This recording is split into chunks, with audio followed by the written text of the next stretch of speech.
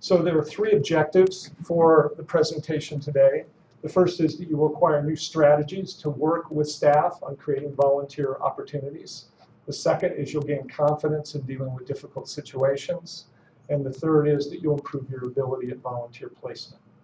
So I want to take what I would consider to be maybe a non-traditional approach to those objectives.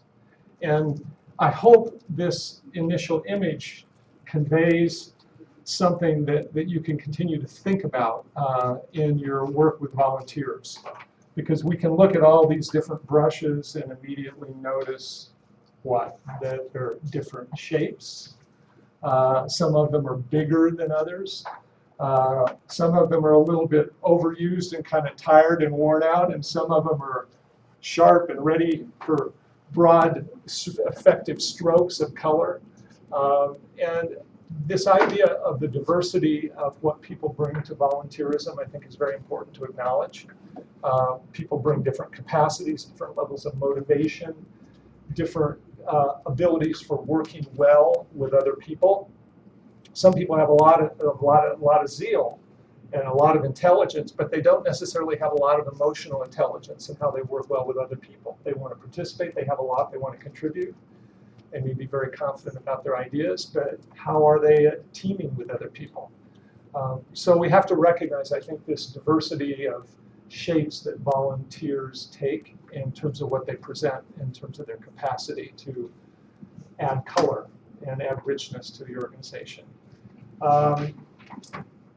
There's a beautiful few words. If you're not familiar with it, it's one of the strongest statements I've ever heard about the nature of what volunteerism is.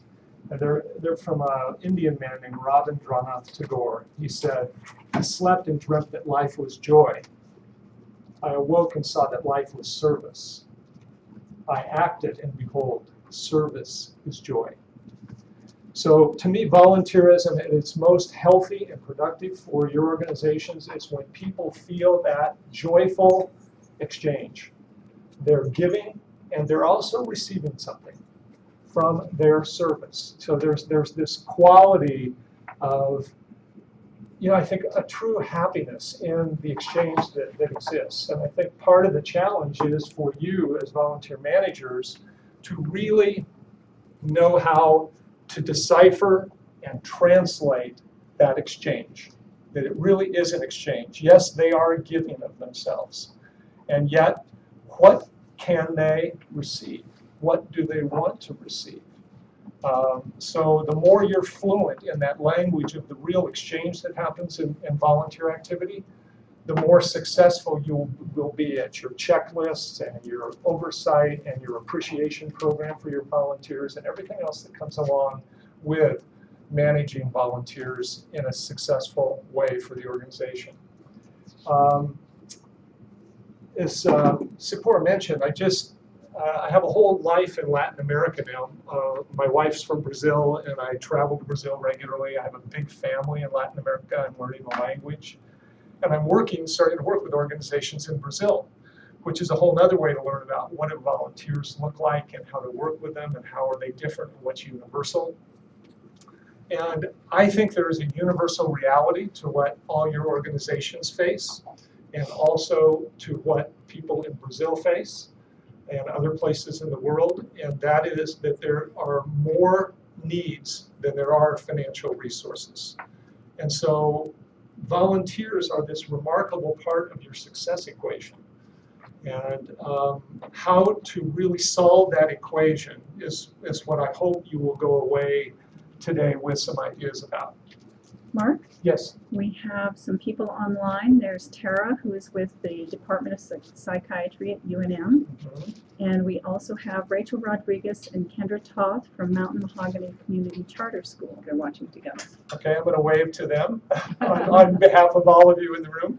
And they should know that there are a lot of intelligent, smiling faces in the room. So I look forward to taking you through some material that I prepared and some handouts that will go beyond what I can talk about today that I hope will support your continuing exploration. And by the way, it's very important to me that this not be a 2-hour presentation that it's punctuated with important questions that you have or observations. And so I really invite you, when you have something that's on your mind, to raise your hand and let me know.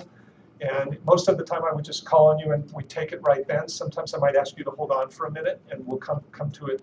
But if you have some things you'd like to ask me, I think it's really often very important that you ask, because somebody else may have the same question and they may not even have articulated it fully. So please do engage with me during the presentation, either online or in person, and then we'll keep moving forward. All right, so let's start. Again, you should have a handout with all these, and then I'm going to refer to pages in your workbook, which is a document that looks like this. So I'll refer to that as the workbook at certain points, and you can open it to the pages that I might reference. But the slides will lead us through the skeleton of the presentation. So the first thing I think everybody needs to really have clearly fixed is that relationships with volunteers in organizations that are successful are fundamentally collaborative in nature. They're not as hierarchical as they are partnering. It's a form of partnership, even if they're being directed and supervised and some cases told specifically what to do, which is more of a hierarchical relationship. There's this idea of we're on a team together. We're in partnership together. And so the language of collaboration is a really important language to use in your own thought process about the health of your volunteer program. And so there are 5 fundamental conditions for good collaboration in organizations. And the first one is that there's a sense of interdependence. There's a sense that we need each other. That volunteers don't feel like they're just an add-on or they're the volunteers and then they're the real staff. But there's this sense of some kind of connected, interdependent relationship. And so the more that you can speak about that and talk to people about it and help them see it and appreciate that it's real and that they're important, it's more than the rhetoric or our volunteers are important to us. This is more in the actual working through of how things are done, maybe how they're organized. When do you actually go to your volunteers and ask for their feedback and their help in planning and other things? So they don't just show up and are given an assignment, but they're engaged. They pay attention to things too. They notice when things are wrong or broken and they bring them up and they come up with ideas. And that's really important to get that sense of interdependence engaged. The second thing is, down at the bottom of this little 5-pointed star, is that there is genuine universal respect for differences that is a practice inside the organization, and that volunteers feel that sense of respect. They act on it with their treatment of other volunteers. They act on it with their treatment with paid staff or with people that the organization serves. Respect for differences is really important to identify where it's lacking, because it's going to be a limiting factor on your ability to fully take advantage of the volunteer presence. If they don't feel respected or they're acting in ways that are less than respectful of other people in the organization, that's a problem. So treat this as sort of like the bottom of the structure of a healthy volunteer management system. That people understand that this is an interdependent system and that there is respect that's practiced, given, and received universally. The third thing is that, and this goes along with respect, beyond respect, there's also other kinds of predictable, constructive behavior that people can count on. And I'm going to ask you to think about what that really means for your organization in a minute. I'm not just going to give you a list of 10 kinds of predictable, constructive behavior. But one of the things that I know is really important is that volunteers feel listened to. And they don't just show up and do things, they also have a voice. And their ideas matter and their concerns matter. That's a predictable form of constructive behavior. And some others will surface later in the presentation. Then there's a broad consensus within the organization about what do volunteers mean in this organization, how do we include them and integrate them. I'm working with an organization now on a strategic plan, and they have very divergent ideas within the organization about how to use their very large volunteer pool. So not all the people in management and leadership agree about that. There's a real fuzzy relationship about some people migrate from volunteer to paid positions. How is that done? How is it done in a way that is seen by and actually is fair inside the organization? So they have some real issues about what do volunteers mean, how do volunteers become paid staff, people don't do it the same, people don't understand what the rules are about that. And that's a prescription, that lack of consensus is a prescription for problems, for conflicts, for bad feeling, for gossip. Oh, well, they got a paid staff position. I wonder if that's because, you know, so-and-so is their friend. And all those kinds of things are you're more vulnerable to those kinds of problems if you don't have a clear consensus about what is our volunteer approach, what are the rules, if there are rules, what are the understandings about how things work. And then finally, there's a sense of shared responsibility. And I'll just give you a simple example of that I had early in my consulting career. I was working for a hospital. And hospitals use a lot of volunteers. You know, they have people at the front desk in little pink coats who answer questions, and you know, they have little student nurse trainees who go around the floors, and they have different colored uniforms, and then, of course they have doctors and nurses and all the other people in the hospital. I was with the CEO of the hospital, and we were outside the cafeteria at a busy time of day, and a magazine rack had spilled over, and there were all these magazines lying on the floor loose.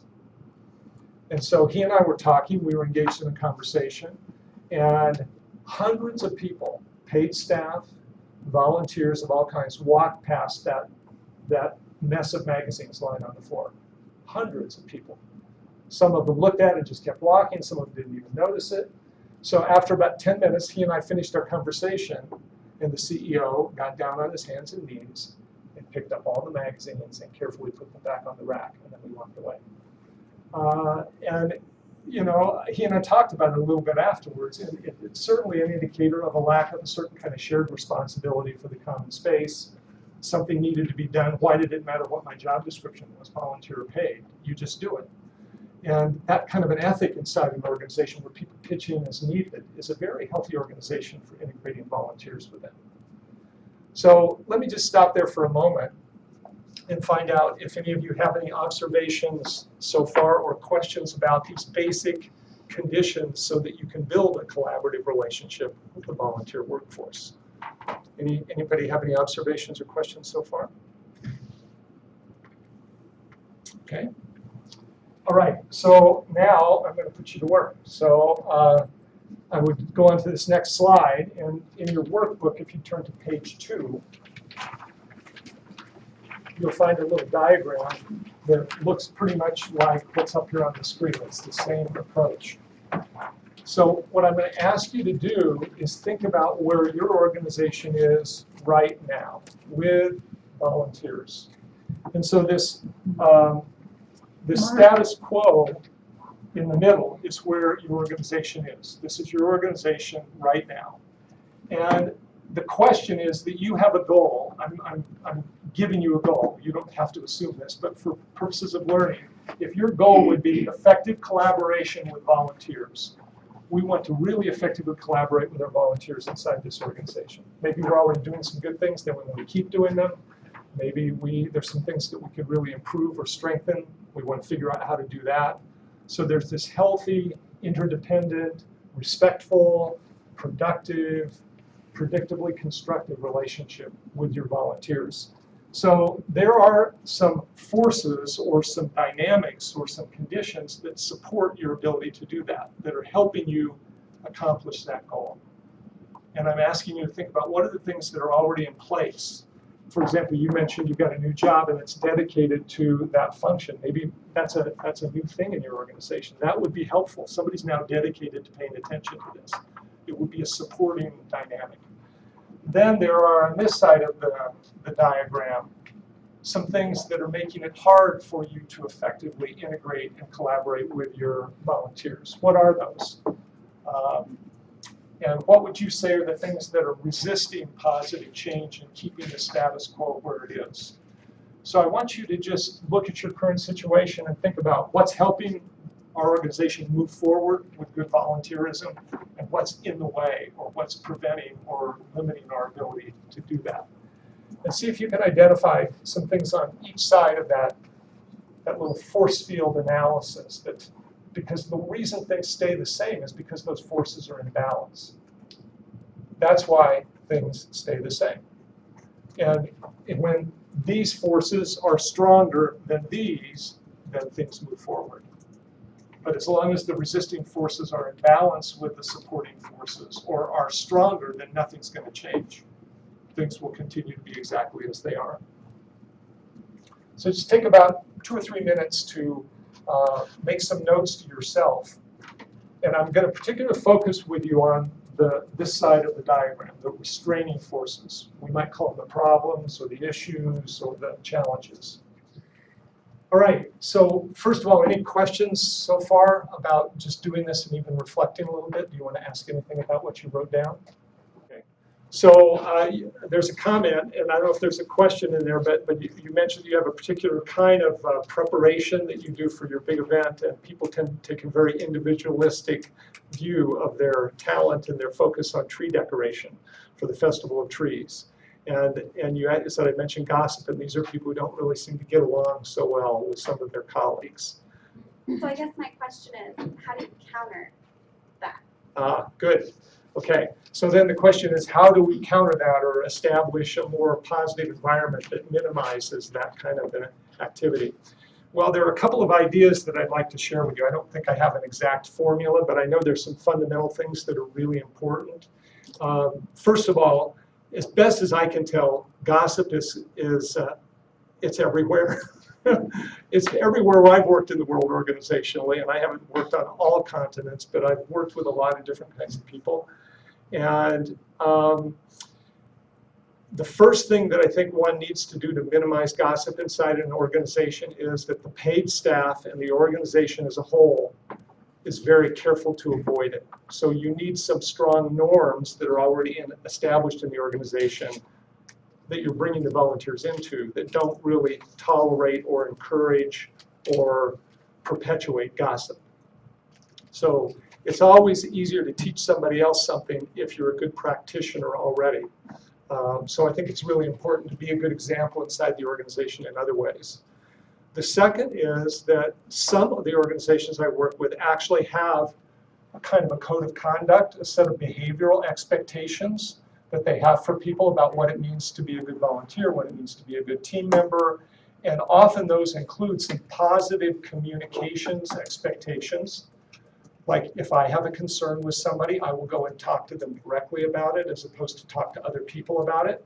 Because oftentimes people will tell 20 other people that they don't like what you did as opposed to going to you very simply and say, you know, what's your first name? Is it Audrey? Audrey, you know, I had a concern about what you did. Can we talk about it? I'd just like to talk it through with you. That's healthy as opposed to I'm telling everybody else in the room what I think about Audrey's work. That's more of a gossipy, kind of backbiting approach to the same issue. So I think a simple code of conduct about expected positive behaviors, including avoiding gossip, would be something that you might want to consider and help people really understand why it's important. Because often we respond negatively to rules if people are just trying to put rules on us. But when people can understand why talking to people directly and positively is important, and why not talking behind their backs negatively and spreading half-truths or things that people are speculating about, why it's damaging to the organization, why it interferes with our work and people's enjoyment. So those are a couple of thoughts that you can think about. Okay? I do have one. Yes. With Girl Scouts, we have roughly 3,300 adult volunteers. Whoa. That makes me feel tired already. Yeah. And one of the beautiful things about Girl Scouts is it's full of tradition. Mm-hmm. And so one of the things that I constantly bump my head on is keeping up with the times and getting the volunteers to accept change. Even though we do have some very wonderful traditions that we want to uphold, we do have to keep up with the times and the technology and the interests of the girls. And that is something that I have a hard time collaborating with them about. And again, I think that's got a universal quality to it across cultures. You know, this issue of change and people's resistance to change or their discomfort with change. I heard it said best as the only person who truly likes change is a wet baby. I think that's Mark Twain. I think that's one of his Mark Twainisms. And again, something that I mentioned in the response to the earlier question really applies to this. When people need to change or need to accept change or get with the program or whatever you want to say, you know, be a good sport, work together, it's really important to have a clear, honest message about why this is so important. And also then to be able to frame for them accurately that there are certain traditions that we have that we're not going to change and that are very important to us, that we're loyal to and dedicated to, and we also have these needs that the only way we can truly fulfill and meet is through being willing to change, and this is one of those examples. So here's why we're doing it, and I invite your cooperation, or I need your cooperation, or we have to have your cooperation. You know, you can say it different ways, but often change has to be messaged over time. There has to be a bit of a plan for the integration of the change that recognizes that some people won't, some people will, but they'll do it grudgingly or in almost like a sabotage fashion, half-heartedly. And so it's a very important issue what you're mentioning. And when the organization has made a decision to change, and this isn't an option, then I think how you communicate that to them in an honest and a clear and a values-based way is really important. Thank you. All right, so let's move on. So for really the rest of the time with you, I want to work within this image of a pyramid, and I want to give you a sense of the shape and structure of your work, which again is different than the 10-point checklist from the Bill and Melinda Gates Foundation about using volunteers in an excellent way. You can find those things online, but I want to give you more the feel, if you will, of the challenges that you face and some of the skills that you can apply to that. So the framework for this work, and it very much deals with the two questions that have just been asked, the idea of how do I help people work with change and their resistance to change? How do I work with people who don't want to work well with others or take more of an individualistic approach, and we need people to be more constructive in their behavior? So the answers to those questions are always within this framework. And one of the things that I think is important, I don't know if you can see that from everywhere in the room, but it's in your materials on your printout as well. There's the technical competence of what we do and how we approach things. And I think there's a technical competence to parts of the volunteer management function. But that's not what I really have the expertise to talk to you about. I think there are other people who are really expert in that and can give you very specific ideas about the technical competence of managing volunteers. But what I bring is a lot of experience working with both mixed and volunteer and groups, boards and staff, volunteers in the trenches and governing boards who are all volunteers. And the way forward always involves three things. The first thing is it involves, as I said earlier, respect. So we have to establish and maintain and continue respectful engagement with each other. And the harder the issues, and the more difficult the challenge, the more important it is to maintain this basic level of respect at all times. And to really address disrespect when it happens and when it comes up, because it's so corrosive of the ability to work together. And I want to just share some words with you. As I mentioned earlier, I have a background in the civil rights area, and one of the things I was involved with was the international movement to free Nelson Mandela, who was at that time the world's most famous political prisoner. And he was a lawyer, and I was a young lawyer, and so he was really he was kind of a hero to me in a lot of ways. And when Mandela got out of prison, there were stories about how he had enabled some of these very hardcore racist guards to change their attitudes by the way that he treated them, because he was being mistreated, but he responded in a way that shifted their treatment of him. They referred to it as magic. They called it Mandela's magic. And how did he do this? And the prison officials had noticed it, some of the guards talked about it, and his fellow prisoners talked about it. And they asked him, they said, well, what did you do? How could you get somebody with those kinds of negative attitudes to change? And he said, I don't really know how to answer your question, but I do know one thing. I treated them not as who they thought they were. I treated them as who I knew they could be. And I think within that very hard-won wisdom from somebody who lived through a lot of difficulty in working with difficult people, you might think about your more difficult volunteer personalities. How do you treat them as who you know they could be?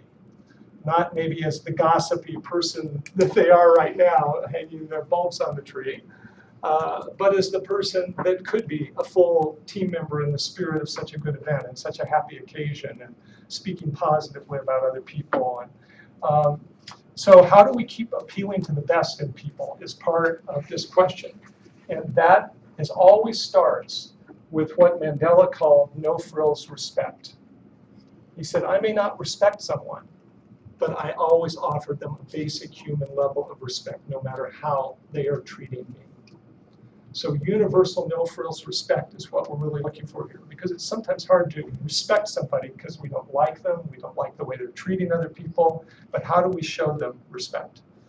And how do you be vigilant in your function about maintaining that within the volunteer corps and also with staff's relationships with volunteers and how volunteers treat each other? So I want you to feel a little bit, this is probably the wrong word, a little bit like a sheriff. You know, how do you pay vigilant attention to the respect level in the organization? Because it is either going to delimit what you can do, or it's going to help what you can do. So that's number one. That's part of the framework. And if you have to confront somebody who's not behaving well, how do you make sure that you approach them with respect? Even if you have to tell them, no, this isn't going to work, this needs to stop, or you're going to have to leave, or whatever you're going to tell them, how do you make sure that that respect is being conveyed? The second thing is that what we're after here, to truly be interdependent, as I mentioned earlier, is it requires a two-way conversation. It's not about what I tell you, it's about how I talk with you and what I do in listening to you. So we're looking for this level of understanding and learning, and the only way to get that is through a true dialogue. I have to be willing to listen to you. I have to believe that you have things that I might be able to learn, as opposed to, I know what's going on here, I know what's wrong, I know what you've done, and now I'm going to tell you. And where is the possibility that maybe you have a point of view here that I haven't even considered? Maybe there's something that even in your wrongdoing, we can both learn from this. So I think that spirit of approaching these conversations in all parts of the organization as a dialogue is critical. And then the third thing is that over time, what happens is there's a climate of true trust that develops. And part of the things that people need to trust is they need to trust that if they're making a mistake or they're doing something wrong, they can count on other people who come and talk to them respectfully and point that out. That's a more safe and a trusting environment when mistakes are corrected in a good way. And we use all those things as an opportunity for learning. And also it means that volunteers know what's going on and they're told the truth and they understand what the big picture is and how they fit into it. All those things engender trust. So these three things that you put on top of technical competence are critical: respect, dialogue, and trust. And in your materials, if you would turn to page 5 and then page 6, there are 2 pages that specifically identify this challenge of how do we build trust, how do we develop a more trusting environment where people feel and sense and act on this belief that this is a place that's trustworthy. I know what's going on. I can believe what people tell me. I don't hear different stories from different people and don't know what the real story is. So at the bottom of page 5, you can see that there's a little There's a little line across the bottom of the page. And I think in order for you to do more effective work with your volunteers, you ought to do a little bit of assessment about where you think both key individual relationships are and where the collective level of trust inside the organization is at this point in time, as it relates to volunteers and their work. Is there deep mistrust? Have you come through some real problems and people have memories about what happened? Is there sort of a lack of trust? It's not really mistrust, but we don't know each other very well. And oftentimes that's what happens when people are really busy and there are 3,300 volunteers. There's not enough of the conversations and the FaceTime to develop trust. I don't mistrust you, but I don't even know you well enough to know whether I can trust you or not. How do we cross that little line where that triangle is here into what I call a working level of trust? And that's different than I really trust you. It's just like, yeah, I basically think, yeah, I understand what's going on, and I think people kind of tell us the straight story. That's a working level of trust. And then there are these more complete levels of trust where you can probably think maybe it's a relatively short list in your life of the people who you truly trust. When I was raising my children, it was like they were the people that I would enjoy visiting at their house, but then the people I would leave my children with. And that was a much smaller list, you know, and that's, so we don't usually have to put our life in people's hands in the workplace, but you know, where's that working level of trust that you're on this right-hand side of that line? And how do you build that within your volunteer cadre for each other so they feel like they're team members and they can rely on each other, and the staff and the volunteers are working well together in that same spirit. So I'm going to ask you to do this as a little bit of an interactive conversation with each other. And if you look on page 6, this is a list of about 10 basic strategies for building trust. And again, this comes out of my experience in terms of how have I seen people build trust. And it requires one or more of these elements. And I'd ask you to really talk with your partner and think about what are you already doing that's on this page that you could continue to do. And remind yourself that it's really important because it's going to build trust. Or what are you not yet doing that you might consider doing? So I ask you to really look at this as sort of an idea list and think about how you would apply it. Then I hope you bring back some questions for me about how these things would be applied. I'd like your exchange with your partner. If they don't have an example, then I hope you'll bring back some of these things at the end of your exchange and then ask me to give you an example or something that would help you really see how you could put this into practice. So I'm interested if you have any particular questions about this idea of building trust and strategies to do that, and examples or, yes? So all of our individual troop leaders have troop bank accounts. And one of the trust issues we have is with misuse of money.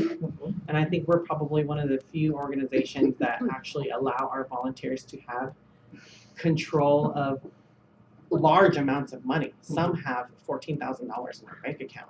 Okay. And recently I had one that walked away with a humongous chunk of money.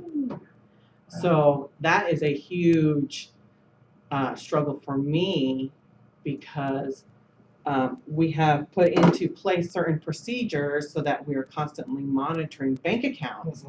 But when we put that procedure into place, it was met with a bunch of resistance because the volunteers saw it as another thing I have to do for you because of somebody else. Interesting. Is this about, yes, what? Can I respond to that? Sure. And then there's a hand in the back of the room also. Okay, sorry. When we encourage boards to create policies and so forth, we do that to say that it protects the board, it protects the staff, it protects the clients. So the same way you can tell your volunteers you're doing this to protect them as well as the organization.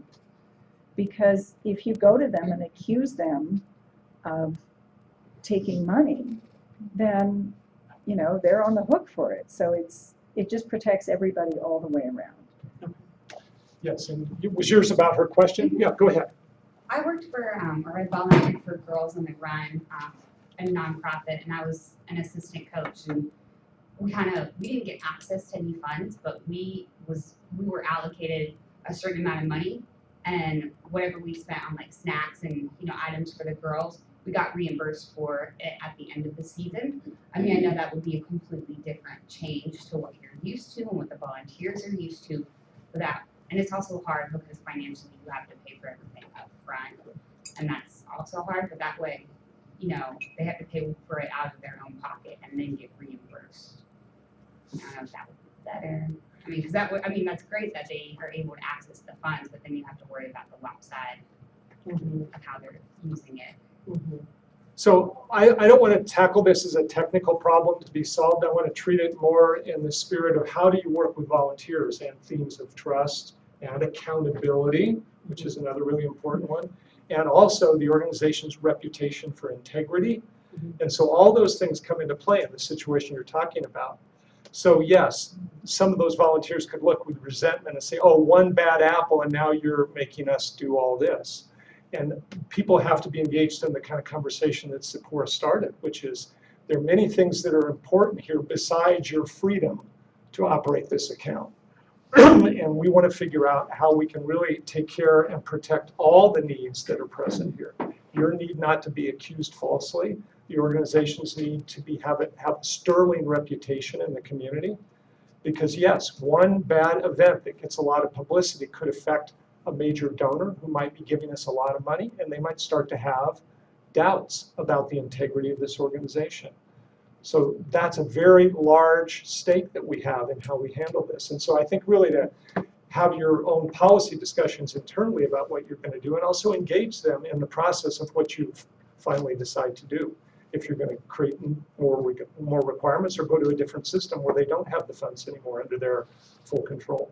And you have a reimbursement system, or maybe some system where only they get an advance of certain amounts of money, and then they have to account for it, but there's none of these big pools that can be built up under people's control.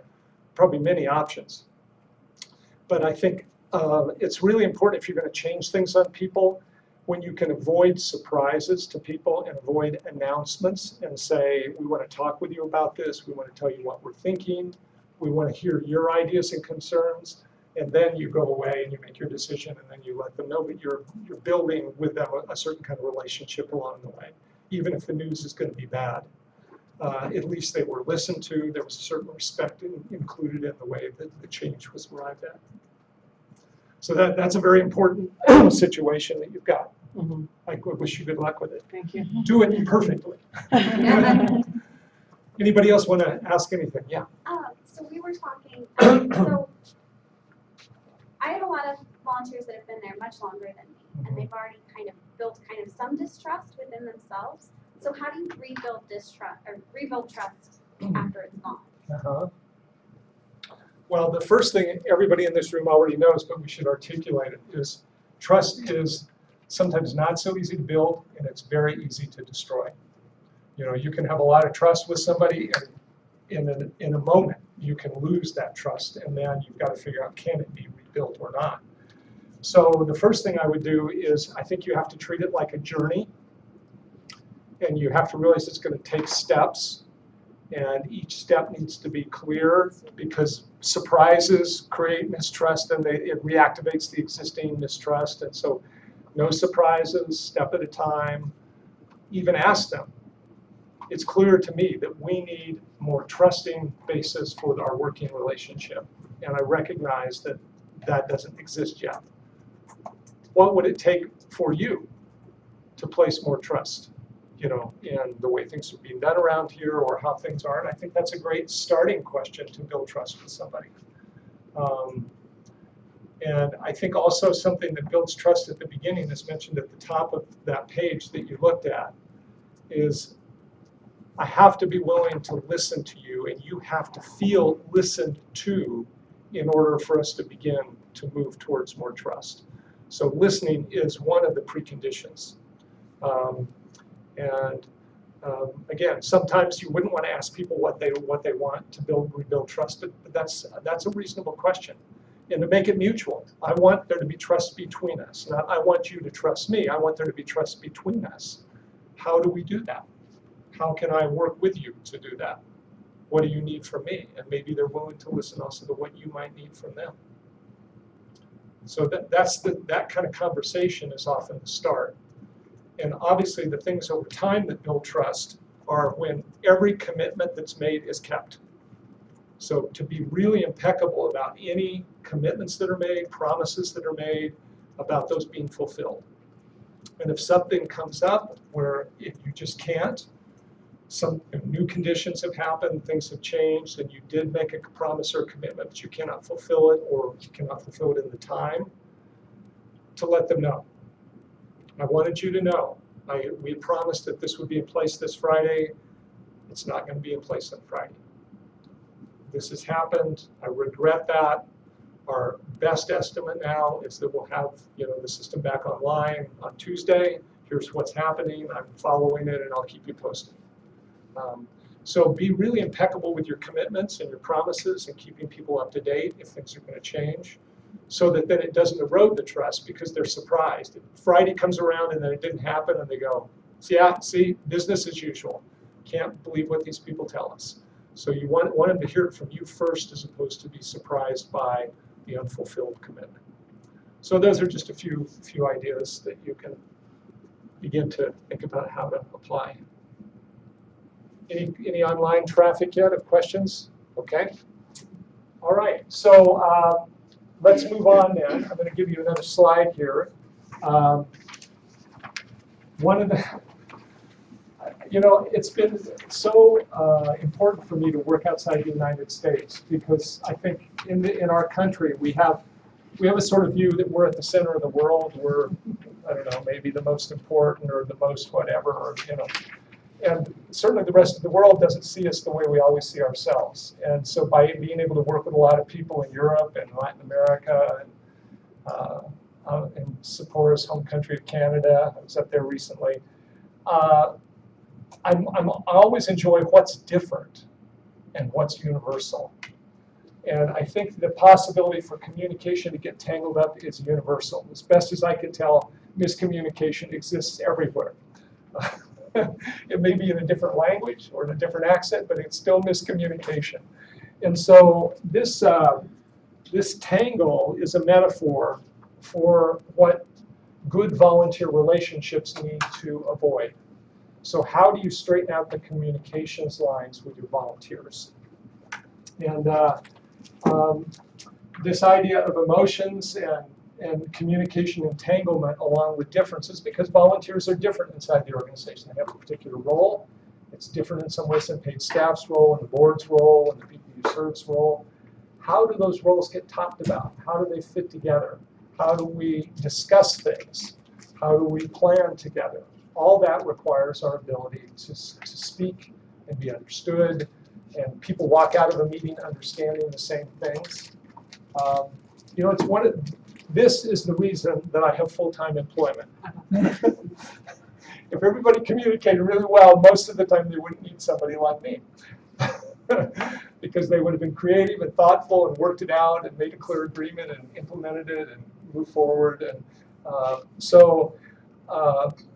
I want to give you some ideas about your own communication with your volunteers. And I want you to think a little more deeply about the quality of both those individual communication links, because sometimes your challenges are with a particular volunteer or two volunteers in particular and their ability or inability to get along. And sometimes they're more systemic issues between the paid staff and the volunteer force, and how to really integrate and have the dance steps be smooth. There's often a universal issue with people having the same expectations, because if expectations are not clarified, then people get unhappy. They walk away, as Sephora said. They came expecting something about what they would get out of this or what they'd be able to do, what kind of freedom they'd have to act. And then they come and they realize they're inside a bureaucracy and there are all these rules, and they don't feel like they're being listened to. Their ideas aren't important. They're just a cog in a little machine. They just have to do what they're told. So you have to clarify expectations about where the freedom is, and along with this idea of the bank account. Are they really free to operate that as they choose? No. Well, what are the rules? And the rules are becoming more intense and more regulatory, and I don't like that. So that's a negotiation of a new set of expectations. And so I'm going to go through, well, I want to come back for a minute. This is a placeholder word for all the kinds of communication that really I want to encourage you to think about. How do we build the healthy communication that results in a dialogue? People understand each other, we can learn together. So this tangle is the non-dialogue. You know, it's people having a shouting match or disagreeing or not communicating well as opposed to a dialogue. So I'm going to give you some elements to really think about how to apply. And all these sum up into dialogue. The first thing is that I believe that it's really important that organizations are really upfront and really straight and really clear and really firm with their volunteers. We'd love to have you come and work with us. Here's what you can expect. Here's what we expect of you. Do you have any questions? Here's how we work together. Here's the kind of conduct that we require and expect of our paid staff and that we also expect of our volunteers. Here's the kind of working together behaviors that are going to really help this be a great experience for you and the people that you work with and the people we're serving. So really to be straight to the heart of the matter, straight from the heart. This is why this conduct or these kinds of things are so important to us. You know, we're touching people's lives. We're serving people who are in difficult circumstances. Often they've been traumatized. I work with a number of domestic violence organizations. There's some clients of mine. And they often use staff, you know, that are voluntary staff who are obviously working with and supporting other people who are working with people who are in tremendous need in jeopardy. And so people coming in as volunteers need to understand that and need to understand what's called forth from them as a result of that, that risk that they're working with and the challenges that people are really facing. How do they come with the right level of empathy and consideration for privacy rights and other sorts of things that they may be touching in some way. So I want you to think about your own messaging to your volunteers, and that it's very kind, it's very encouraging, it's very welcoming, it's very hospitable, and it's super clear. It's not fuzzy. You know, people really understand what they're getting into and how they're going to fit in and what you need from them, what's non-negotiable. You know, it's non-negotiable for you just to do whatever you want with your bank account. That's not negotiable anymore. And you know, people know where those boundary lines are. I think that's very important. Second thing, after your message is clear and you all are together internally about how you're communicating to the volunteers, the second thing is where is the space in the relationship where they are deeply listened to? Because as I said, it's a fundamental of respect to listen to people. And when your volunteers feel listened to, they can become a very powerful part of your resource base from a human perspective. Because there are a lot of remarkably talented people out there looking for ways to volunteer that are meaningful. And you never know when they might bring a capacity or an idea or an observation that could be so critically important to the organization. But is the channel of listening to volunteers and volunteers knowing that their point of view is desired and welcomed. And you know, it's not just putting a slip in a suggestion box that may or may not go to anybody to look at, but there's some kind of real two-way communication. And I want to give you an example of one thing that you could consider doing here. It's one of my favorite techniques that I use, and there are superb online resources available on their website where you could do this on your own. My clients sometimes hire me to do it and create it, but all the materials that you would need to implement this are available online.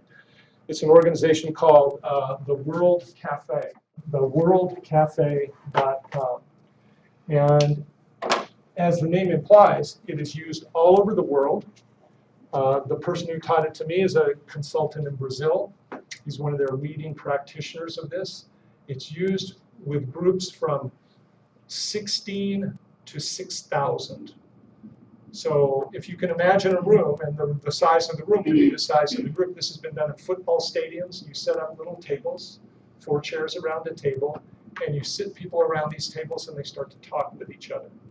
And the whole idea is that you're asking them to talk about questions that matter.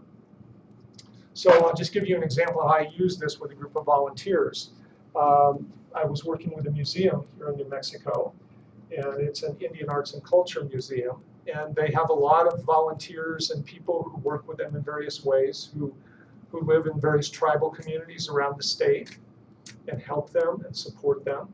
And so they brought together a group of about 60 of these people, and for half a day they sat in a room that I guided the process, and they answered 3 basic questions about the museum. What they want out of the museum, what they dream for the museum, what they feel they can contribute to the museum.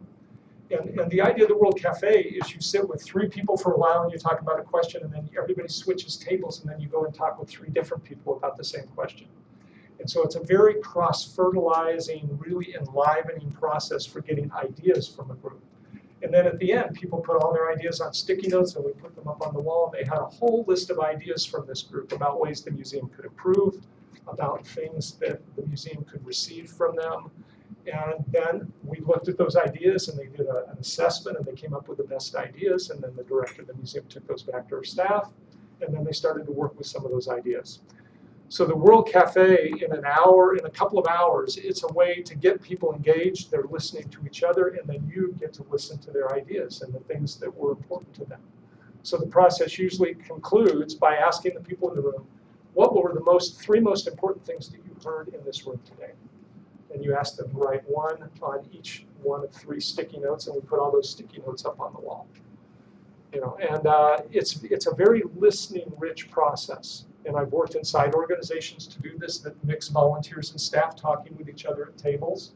So I would encourage you to go to the website and check it out, because if you would like to engage your volunteers more in a listening way, in a very constructive, positive way, this is something that you can apply. And so when we deepen the listening, we grow the understanding level. And that doesn't mean that we have to agree, but we understand each other better. We allow ideas to emerge, and we hear the quiet voices.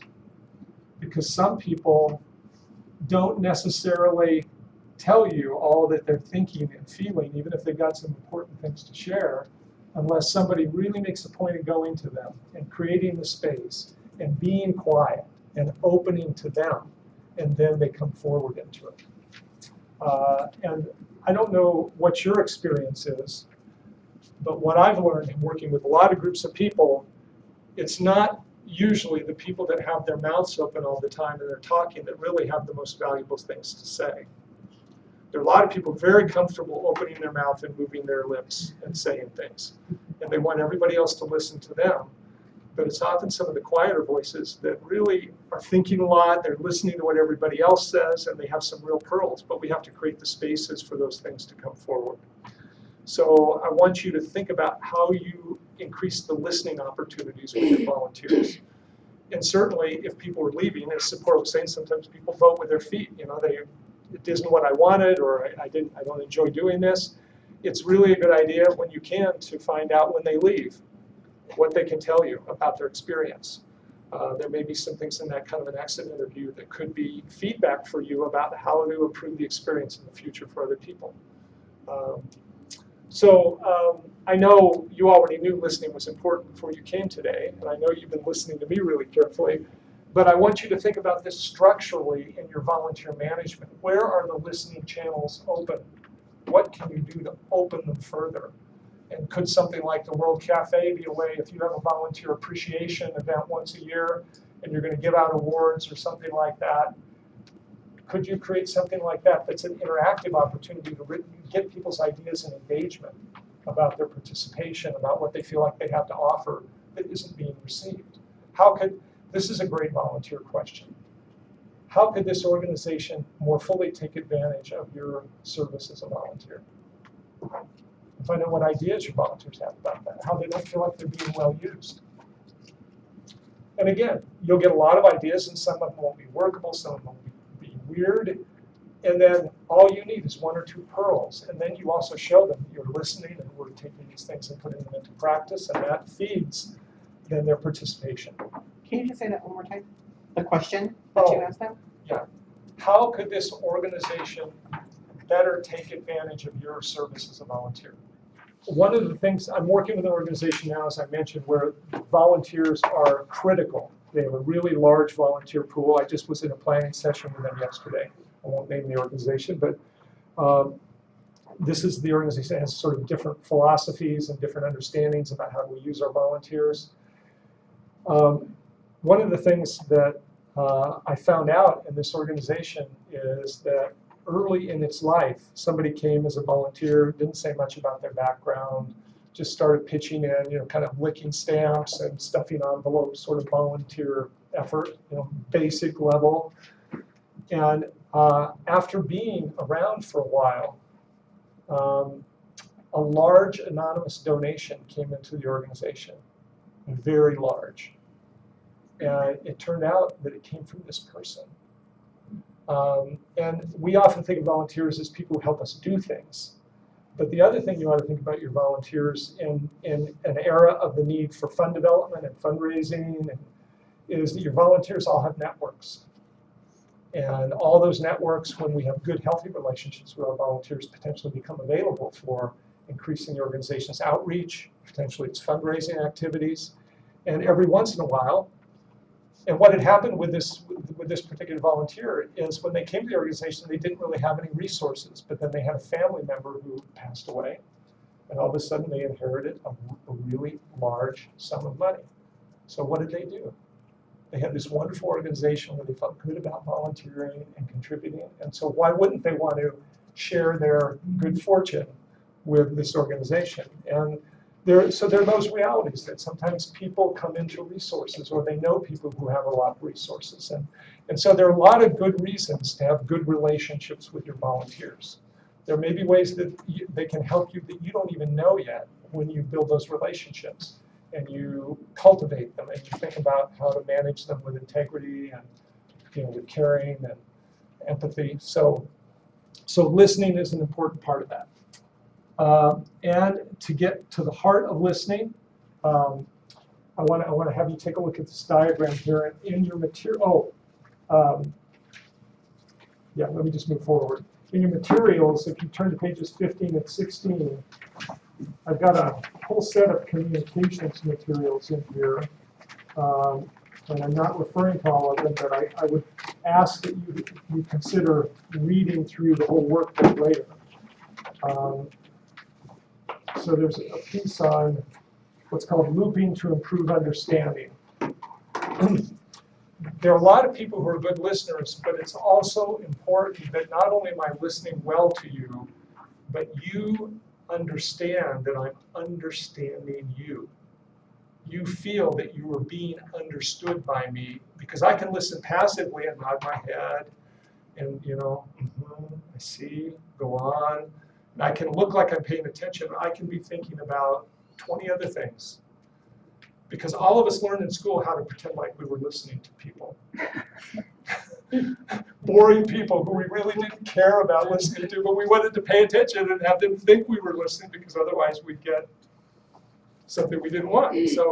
So a lot of us are very skilled, and sometimes, in marriages, people learn to, I see, yes, dear, I understand. And they're not listening, they're not paying attention. So one of the ways in your volunteer encounters, and particularly if it's a problem, if it's a difficult situation, if there's tension, this skill it's a lifesaver. And so the metaphor of a rope, with a safety belt is a good one, because I complete the loop of understanding with you when I listen to what you say, and then what you observe and hear from me looks something like this.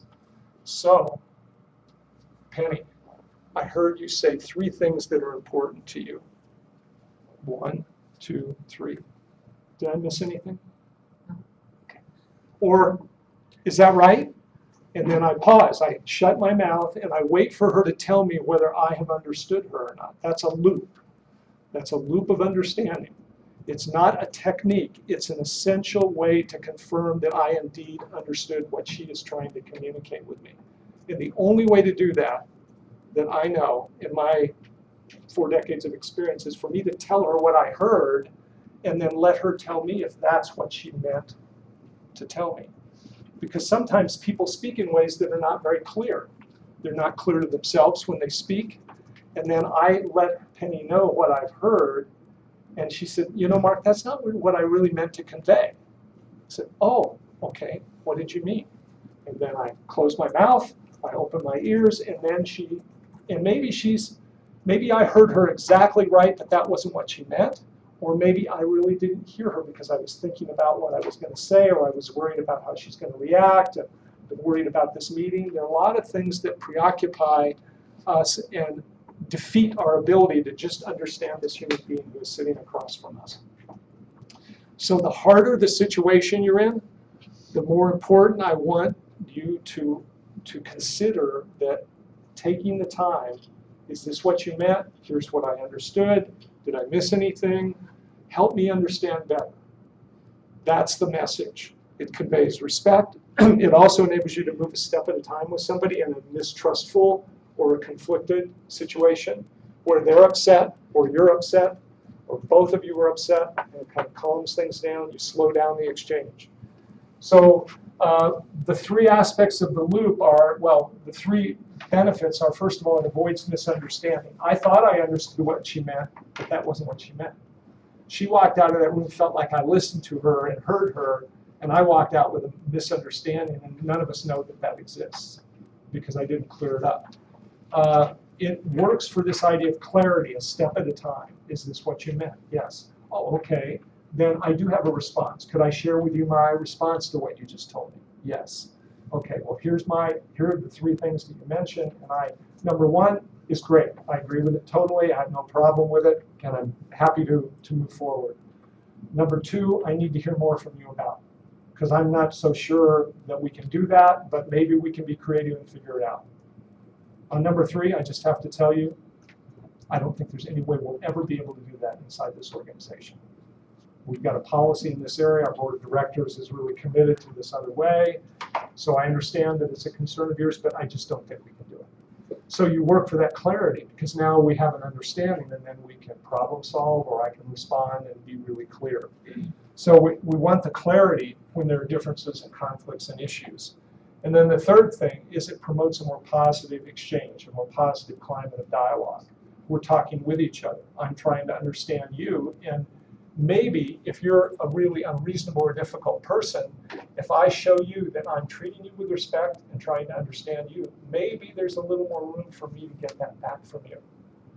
So the only way that I know that people really, people can really be taught, it doesn't work for me to look at somebody and say, I don't like the way you're talking to me. Don't ever talk to me like that. But if I want to get to that place of getting you to behave differently, I have to show you the behavior that I want from you first.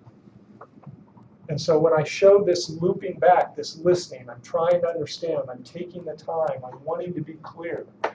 Implicitly, what I'm also doing is, in a certain way, teaching you what I want from you. I'm going to offer you what I want before I ask you for what I need. So I think this kind of behavior in conflict or in situations of difficulty is really important. And I've given you on pages 15 and 16 some examples and some specifics and a little bit of coaching, if you will, about how to go through it. It's a little bit unnatural for most people. We know how to listen pretty well, although many of us don't admit that we're pretty distractible in our listening. We're listening, we're thinking about other things. We're listening because we want to have our turn to tell them what we think. But this, if you know you're going to have to feed back what you're hearing, it tends to keep you more focused on exactly what they're saying. And sometimes we feed back that we recognize they're upset. You know, we give them some feedback that we're receiving their irritation or their concern or their level of unhappiness. So I might say, so Penny, I heard that there are 3 things important to you, and here's what I understood. And I'm also sensing that this has been a very hard experience for you, and it's really, it's taken an emotional toll on you, and you're not happy today to be here, and you're not happy for us to have this conversation. Am I understanding where you're coming from with this? Did I miss anything? So sometimes the emotional content comes back along with the factual content of what somebody said. And that's case dependent on the situation and whether that level of acknowledgement or recognition of somebody's unhappiness or concern could be appropriate and could also be a certain form of validation that they're being treated with respect. Questions so far on this about a little more texture on something you already know, which is how powerful and important listening is and how to really show it? Online folks are... They're just loving what you're saying. They don't have any questions or comments. Well, just tweet back my happiness to them. Okay. All right. So I want to close this section with just a little story. In the British Diplomatic Corps, they teach young British diplomats 3 things. There are 3 rules. Never lie, never tell the whole truth, and never miss a chance to go to the bathroom. So the bathroom is a metaphor. It's not the physical bathroom, but it's where do I kind of drop into my own silent space where I can think about what I'm saying, what's going on, what I should go back in there and open my mouth and say. And in conversational difficulty with other human beings, one of the biggest errors we make is we speak too much and we speak too soon, and we don't find the time to consider what we might want to say before we say it. And so there are a couple different ways. I mean, you can always just say, Penny, you know, you've just said a lot, but before I respond to you, I need to go to the bathroom. That would be a little weird, but you could do that. You know, if you were really about ready to lose control and just start yelling, you know, it would probably be better just to look a little weird and go to the bathroom and calm yourself down. But in the moment, if you're sitting across the table from me, I could just say, you've put a lot on the table just now, and I'm going to respond to you, but before I do, I just like to take a moment and reflect on what I've heard. And then take a deep breath. Or get a glass of water, which isn't going to the bathroom, but I need a glass of water just to kind of lubricate, you know, my throat.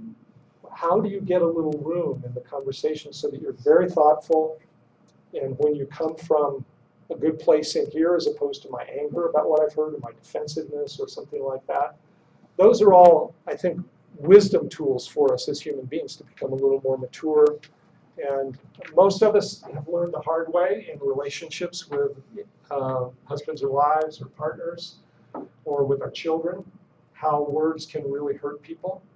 And often they're the words that are spoken too fast, with too much emotion, with no forebrain. You know, it's all this part of the brain. You know, I'm angry, nobody talks to me like that, and that's what speaks, as opposed to who's this human being across from me? You know, can I have some empathy for them? You know, right now they're treating me in this way and I don't like it. But there's another person inside of them I can speak to, and how do I do that? I mean, those are, to me, those are wiser places to come from. And looping is very helpful as an agent of that kind of deliberation and thoughtfulness. So I don't think I'll ever be out of a job, but you would save the need to bring somebody like me in if you know how to do this really well, because you'll manage so many of your own situations in a good way. All right, so let's go ahead and move on. And It's all very helpful, good. really. I'm thinking about my daughter. I was thinking the same thing with my teenager. Oh, my goodness. Yeah, well, Practicing. I had 2 sons go through the teenage years, and there were a lot of lessons in humility about communication and how to deal with that in a good way, and those realities. So good luck with your daughter. Well, I mean, it's like once you put it out there, you can't take it back. That's right. So you really have to think And we talked about trust earlier. That's one way that trust can be lost very quickly, is with the harshness of words or anything like that, and then people don't forget. So they're not necessarily ever going to trust you in the same way that they did. So how we control what comes out of the mouth and the way it comes out is really a critical variable that truly is under our control. You know, we may not feel like that. They deserved what they got. You know, nobody talks to me like that. But that's some less developed part of myself that's speaking. That's not the mature, wiser part of me. In your materials, if you look on pages 12 and 13, there's a whole list of questions by category. And one of the things that potentiates dialogue with your volunteers, and it also potentiates problem-solving conversations with individuals and groups, is getting the questions right. And so I'm a big fan of what I call open questions.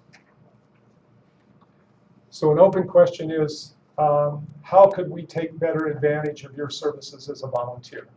Because I'm asking you that question, I have no idea what you're going to say. That's what a true open question is. It's a question I don't know the answer to.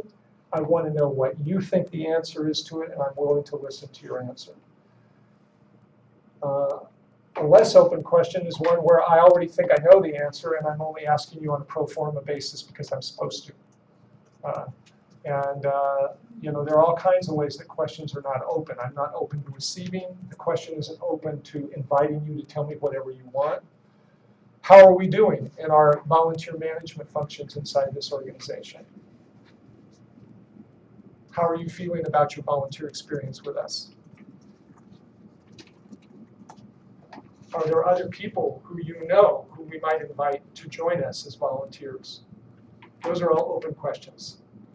And so what is important to you in your volunteer experience? And one of the things Sephora said earlier that I think is really important, that's a prescription for happy volunteerism, is that people feel that the fit is good on both sides of the equation.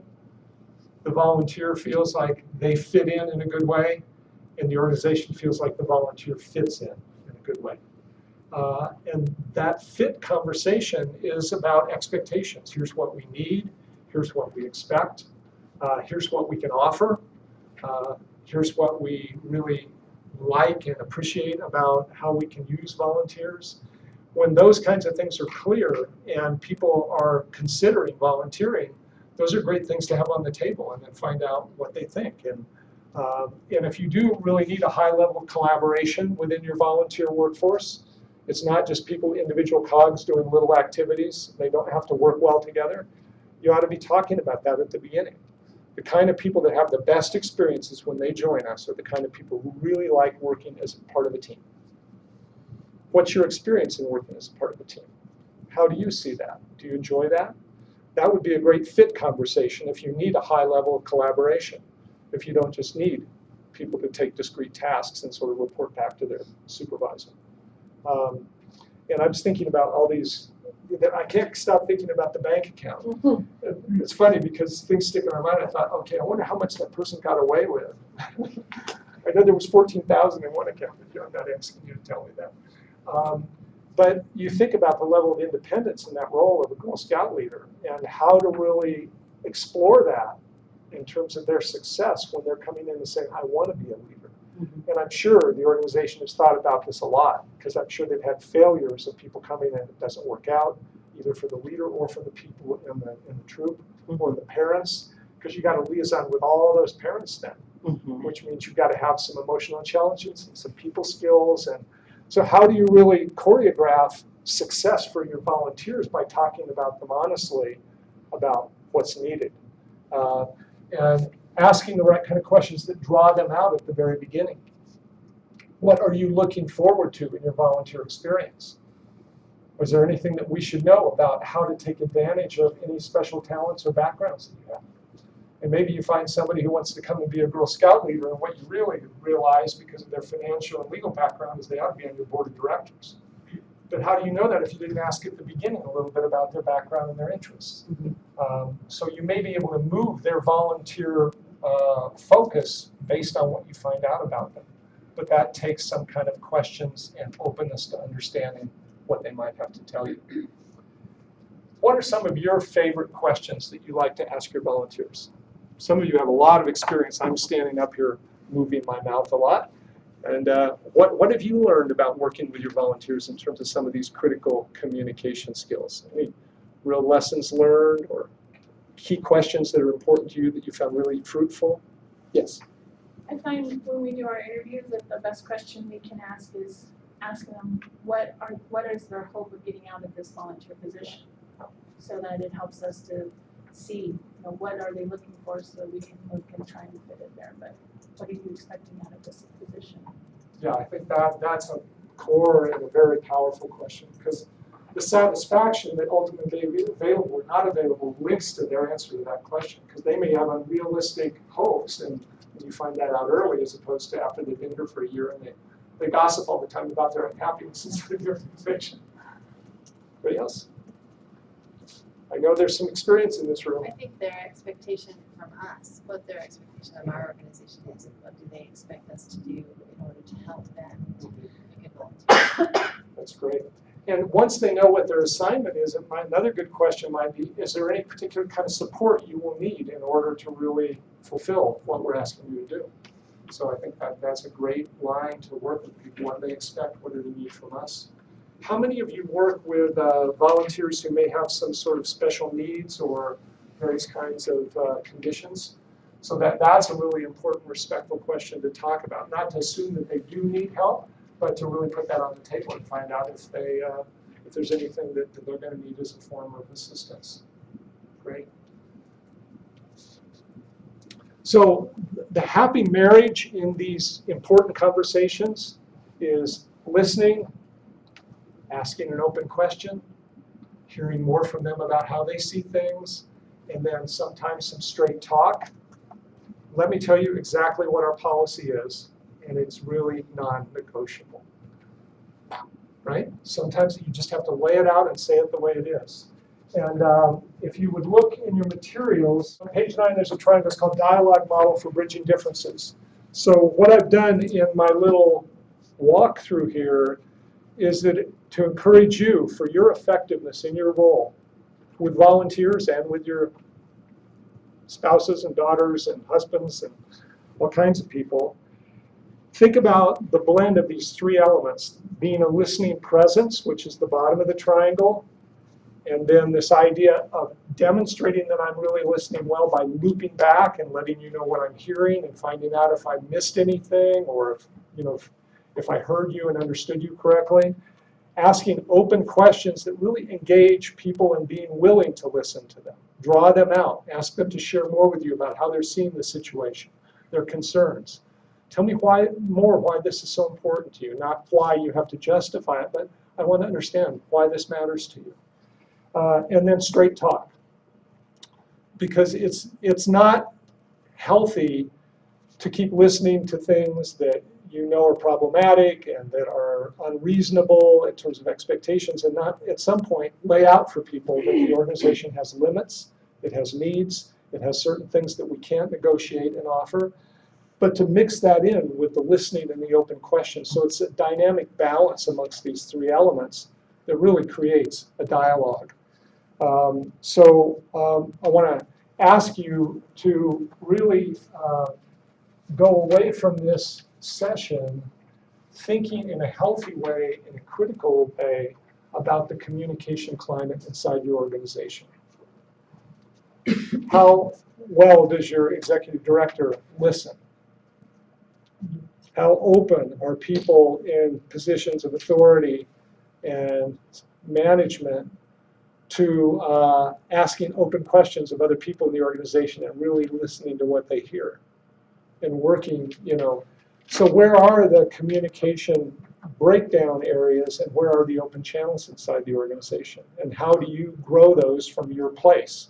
Because you don't supervise the executive director or the board, you have to work within your authority and your limits. But to be a thoughtful advocate for improving communication when you can. Knowing what good communication really is, and it's a dialogue. It's a two-way exchange between people. And certainly within your volunteer management authority and function, how do you increase the quality of the communication between the volunteers and you or other staff and amongst themselves? So that's going to be critical for your moving forward and then dealing with the tough situations, because the skills are in place and people know we have to sit down, we have to talk together, we have to offer respect. We can disagree strongly, vigorously, and with respect. And how do we do that? Where are we off target with that in our organization? So I want to take you to a different exercise now. I want you. So this little diagram of these different colored human beings is sort of a representation of the diversity of the world.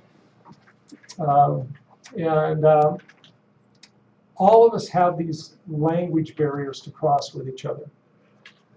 And sometimes, well, I work a lot in healthcare. How many of you work in healthcare? Because I think there's some people in the room. So one of my colleagues in healthcare says, doctor speaks doctor, nurse speaks nurse, and nobody speaks patient. So everybody's speaking the same language, right? But they have different roles and different educations and different perspectives on the system, and so they're really speaking a different language. So within your organization, what are the different languages that are being spoken? And the language of volunteerism may be a different language than the language of paid staffism. You know, and how do we kind of cross those barriers respectfully and effectively? So there is a universal language, is what I'm getting to here. And I want you to be really clear what the universal language is. And this is the same language, the same universal language exists in Brazil and throughout all the European countries. And I did work in an African leadership program with all the countries in Africa. It's the same language everywhere on the planet amongst people who speak different languages. And so this common language is the way to explore agreements with people and better understandings. And it's the language of what are called interests, which are things that people value and things that people need. Human beings everywhere on the planet need things, and they care about things. And that exists in Russia, and the Ukraine, and Brazil, Canada, right here in New Mexico. So when your conversation focuses on what this person values, that is what's important to them, or what they need, because sometimes we value things but we don't truly need them, but we, you know, both of those things are being considered, then you and I are in a place of the potential of reaching an agreement based on this universal language, a meaningful agreement. We may disagree, we may not be able to reach agreement, but this language is the bridge. I have to be willing to ask you what you care about and what you need and listen to what you say, and I hopefully have to get you in a place where you're willing to listen to what I care about, what the organization cares about, and what the organization needs. So this is an exercise for you to apply this, and if you would turn in your materials to page 17, the title at the top of the page says Understanding Interests and Collaboration, and you can see there are a bunch of boxes on the page. So this diagram represents many of those boxes, not all of them. So if you, for a minute, if you would just look at the slide with me, and then I'll put you on page 17 in a minute. So with your volunteers, either as a group or an individual volunteer, if you're trying to work something through with them, you have to have a thought process that includes considering what goes in these boxes. So basically, in any encounter in organizations, there's me, there's you, and then there are stakeholders. Who's affected by this that maybe isn't in the room with us? So if you're talking to a volunteer about their behavior and its effect on some of your clients, the clients would be stakeholders, right? There's you, there's the volunteer, and you're talking about what they did or what they didn't do or what the mistake was, and then there's the people who were affected by it. So those are the kinds of needs and values that you need to think about. And so the idea is that you want to relate these to each other. You want to talk about them. You want to create an understanding. And ultimately, there are only three kinds of categories that this goes into. They're the things that we share an understanding about that are the same. They're the things that are different, but they're not in conflict, they're just different. I'll give you an example in a minute. And then the third they're the things that are conflicting. So if we go back to the simple example that was shared by one of your colleagues, the Girl Scout leaders are saying, why should one person's mistake cause us to lose our freedom to operate these accounts? That's not fair. We don't like it. Bah, humbug, right? So we would have to think in that conversation with those people, even if the ultimate answer is the organization is going to have these rules, it's not negotiable, but you want their acceptance. You want their willingness and cooperation. So you are negotiating for something, even if you're not going to negotiate a different solution. So what in that situation are shared needs and values? For example, it's in their interest and it's in the organization's interest that the organization maintain a really positive reputation in the community.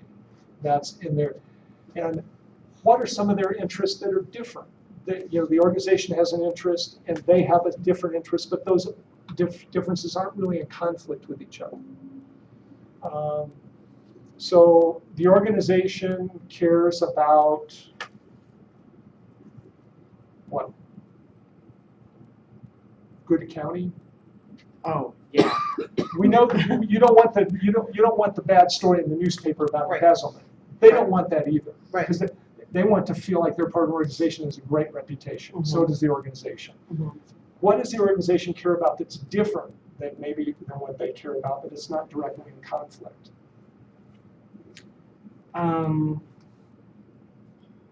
Making sure that the money is being used for the girls Okay. and what the girls have earned the money for. Okay. So accountability of it for sure. Accountability that it benefit the girls. Right. So that could be a high organizational need. And what's a different? And then they want what? Some independence about how they use the money, right? Right. Okay. So those things might be in conflict, but not necessarily. And then what's in direct conflict? They want unlimited control over the funds, and the organization cannot allow that. Correct. So the exact level of control is what's in direct conflict. So you want to have a more nuanced conversation about what's really important to get to some sort of either understanding or agreement. So basically, and when I work with people as a mediator and I come into these very difficult situations, this is what I'm doing in my head. I'm thinking, what do they have in common? Where are they different but not in conflict? And where are they in conflict? And then with each one of those boxes, there's a different strategy. So with things that we share and have in common, we want to build upon those. That's a platform for the agreement or for understanding, because we're reaffirming these are things that we all value or care about. With complementary things, what you do is you try and fit them together. That's called dovetailing, so that you get a lot of what you want and we get a lot of what we want. It doesn't have to be either or, it can be both. We try and figure out how to fit those together. And then with conflicting interests, those have to be compromised, packaged, or traded off in some way. Or in the case of your authority over the accounts, they just have to accept it. That's not a compromise. They just have to realize that the organization will not, cannot do that. So on this page, on page 17, you can see there are 3 tasks. They're holding this up, not in front of the camera. There are 3 tasks on the page, and each task has some boxes underneath it. So I just want you to start by taking a look at the top part of this diagram. Number 1 says, remember that groups and individuals have different kinds of interests. And then there are 3 boxes there: substantive interests, procedural interests, and psychological interests. And so when you're dealing with a volunteer who's unhappy, and you would like to see if there's a way for them to continue to serve. This isn't a we need you to leave conversation. This is a let's see if we can work this out conversation. So you've got to realize that sitting across from you is somebody who has some mixture of things in these boxes that they care about. And before you can figure out whether they are shared or complementary or conflicting, you need to know what they are. And so people want things and need things for one of 3 reasons. They usually want it because it's something substantive that matters to them. So the Girl Scout leader bank account thing is they want authority over the bank account. That's something substantive. They want to be able to control it, manage it, and do with it what they will. So that's very substantive. It's their degree of authority. Then there's procedural, which has to do more with how things are done. How often would they have to report back to you about the status of the bank account? What does the report look like? Do they have to take a training course, in financial management before they assume leadership of the troop? Those are all procedural issues to deal with that people might have feelings about and concerns about and needs about. And finally, and this I think is a very big one for you in the volunteer management field, what are their psychological interests? That's how people feel about their level of treatment and their degree of respect that they're receiving. The quality of the human experience that they're having. And often people's needs in that area are very high when they're giving of their time and energy and sometimes their money as a volunteer. So the return for many of them is often more in the psychological realm, what they're expecting and needing to get out of it, whether they admit that to themselves or not. People like feeling valued. They like feeling useful. And all of you know that. So those needs are really important, or those values are really important if you're trying to work something out with people. And to think about what's substantive here that they're needing, what's procedural, they just want to be communicated with differently, or they want to be included more in planning and their ideas, or it's about the way they're being treated and the way they feel about their treatment that's so important to them. Maybe what they need is an apology. Or maybe they need to work with a different kind of person that has a different communication style, because it's about the psychological sense of I'm not feeling valued. And that may not be intended, but it's something that they feel because somebody's a little brusque and short in their communication style. They're needing somebody who will just listen to them a little bit better. You never know. But what I'd like you to do now is I'd like you to go back with your partner and then the people online, really think about these three dimensions of what people are needing and what they're valuing. Is it more substantively oriented? Is it more about the way things are done procedurally? Or is it more about the way they're feeling about their treatment and their value, which is more of a psychological issue? Talk about your own experience with those and how they have played out in your ability to work things out with people or to be barriers. What's your experience of those three boxes and how they work in your volunteer management? So if you do that for a few minutes. One of the things that when I come into organizations, and sometimes it's departments and organizations that I'm working with, and it's like a feud. People are not getting along well, or it's partnerships. I've worked a lot in medical and healthcare partnerships, doctors and things like that, and people are, it's all about people not playing well together, basically, one way or another. And what I want to tell you is what I'm offering you here is, I'm saying it completely straight to you, it's a universal path to possibility. And if we can't get on this path, the likelihood is that we're on a dead-end street to nowhere, which is about continuing to argue, continuing to feel bad, then people leave, with resentment and negative feelings, or they spread gossip and sabotage within the organization and do other kinds of powerful things that are not so constructive. To keep people engaged, you have to get to this level of the universal language and beginning to think about what do we have in common so that we don't gloss over our differences, which we exaggerate, and we forget about all the things that we have in common and we share. So this is a very important balance, not to just have the argument about why I'm unhappy and what I don't like. Well, what do you like? Is there anything that's going well that we can build on here? That's a really important balancing thing in this conversation, and to have this language about what are things that you want, what are ways that you want things to be done differently, and how do you feel about how you're being treated? All those are vehicles into this inner landscape of what's important to people.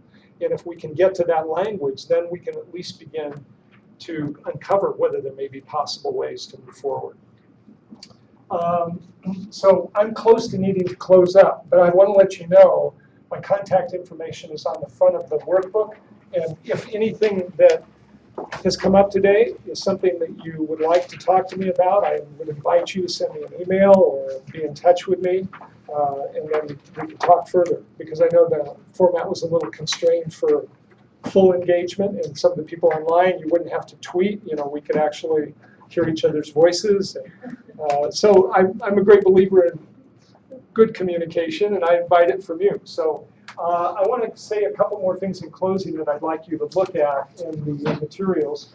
The first is if you briefly turn to page 9, there is a roadmap for you, and this next to the last slide, I have one more I'm going to show you, but this next to the last slide is very much the idea with your volunteers as a group or with individual volunteers. Think of where you are and where you want to get to is the idea of a road. How do we get to where we want to go? Well, we want to have a better working relationship. We want more collaboration. And the idea is we're looking for durable agreements and understandings. And this, page 19, gives you the steps on the road and gives you key questions to talk about and think about how you're going to move forward. And so always these start with you getting a person to what I call table in quotes. There's a time and space when people have to sit down together and talk about what's going on here. We have to have the right people, the right who, and the right when. We have to have time, and the right where. We have to have space that's private enough and quiet enough that we can have meaningful conversation. And then people have to talk about what's a problem, what's an issue, what's a concern. We have to describe the concerns that people bring to the table. Then we have to get underneath those concerns and find out why they matter to people, which is what I just was presenting to you, the substantive, procedural, and psychological why. Why is this so important to you? And then finally, once we've done that, we can brainstorm, negotiate, problem solve, and come up with, well, how are we going to move forward? How is this going to proceed? You know, how can we take a next step together? And that path is also a universal path. This path is a universal path. So I encourage you to take a look at page 19. And then finally, I want to mention to you that for those really difficult conversations, they're on page 23, 24, and 25. There's some very specific guidance to you, but if you look at page 25 briefly with me right now, there's a page called Guidelines to Clear the Air and Move Forward. So if you were hiring me as a coach to sit in my office and say, Mark, I have this really difficult conversation with an unhappy volunteer, and I've got a plan for it, and go in there and make sure I handle it well, these are the kinds of things that I would be telling you. Think about these things, do these things ahead of time, prepare and set up the meeting in these ways. So I offer that for you for the next difficult conversation that you have, just to go through this as a bit of a checklist, to get yourself ready, to get yourself calm and centered for the conversation, so that you can bring your best thinking, your best creativity, your best calmness. And I hope that will be useful to you if you're in a tight spot and you can't have a coaching session. Go to page 25 and channel something. So I want to conclude with something else that I think is universal, and I know you know this. I'll stand in front of over here.